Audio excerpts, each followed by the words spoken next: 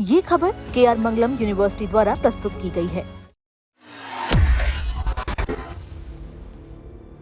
Oman के तट के पास हॉर्म्यूज स्ट्रेट में पलाव के झंडे वाले मालवाहक जहाज MT स्टेबेलो पर एक भयानक हमला हुआ।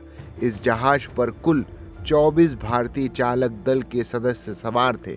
अधिकारियों ने पुष्टि की है कि इनमें से 21 भारतीयों को सुरक्षित बचा लिया गया है, लेकिन बेहद अफसोस के साथ बताना पड़ रहा है कि 3 भारतीय नाविकों की इस हमले में मौत हो गई है। मरने वाले नाविक उत्तर प्रदेश के देवरिया, हिमाचल प्रदेश के हमीरपुर और आंध्र प्रदेश के रहने वाले थे।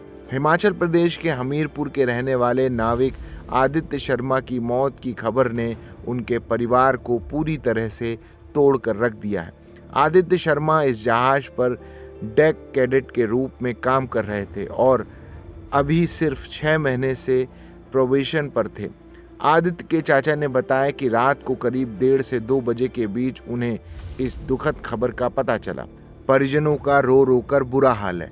आदित्य के परिवार ने सरकार से इस पूरी घटना की उच्च स्तरीय जांच कराने की मांग की है। वे चाहते हैं कि कप्तान किसकी अनुमति से जहाज को आगे ले जा रहा था और क्या आदित्य को बचाने की कोई कोशिश की गई थी। इस बेहद दुखद घटना पर केंद्रीय मंत्री सर्बानंद सोनोवाल ने गहरा दुख व्यक्त किया है। उन्होंने सोशल मीडिया पर लिखा है कि यह हमारे समुद्री परिवार के लिए एक बहुत बड़ी क्षति है। मोदी सरकार इस कठिन घड़ी में पीड़ित परिवारों के साथ मजबूती से खड़ी है। उन्होंने अधिकारियों को निर्देश दिए कि बचाए गए चालक दल के सदस्यों की तुरंत वापसी कराई जाए और मृतकों के पार्थिव शरीरों को उनके अंतिम संस्कार के लिए जल्द से जल्द भारत वापस लाया जाए। ओमान में भारतीय दूतावास और विदेश मंत्रालय भी स्थिति पर पूरी नज़र रखे हुए हैं और ओमान के अधिकारियों के साथ मिलकर लगातार काम कर रहे हैं। मेरे पुत्र मेरी मांग एक है कि हमारा बच्चा चला गया, एक ही बच्चा लूंग थी वो हमारी।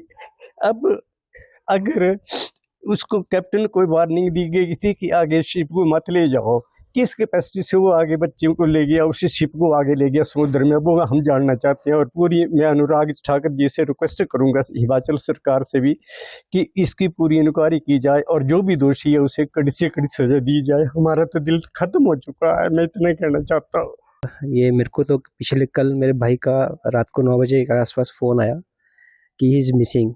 तो फिर मैंने खाना भी छोड़ के आया, मतलब मैं भागा सीधा ही जलंधर के लिए, जहाँ पे मेरे भाई थे। तो हम सारी रात जी कंपनी वालों से कोऑर्डिनेट करने की कोशिश करते रहे। उन्होंने कोऑपरेट भी किया, ऐसी बात नहीं है। और फिर लेकिन बता कुछ नहीं रहे थे, डिक्लेयर कुछ भी नहीं कर रहे थे क्या हुआ है। बस इतना है कि मिसिंग है, कोई इन्फॉर्मेशन आएगी तो हम आपको बता देंगे।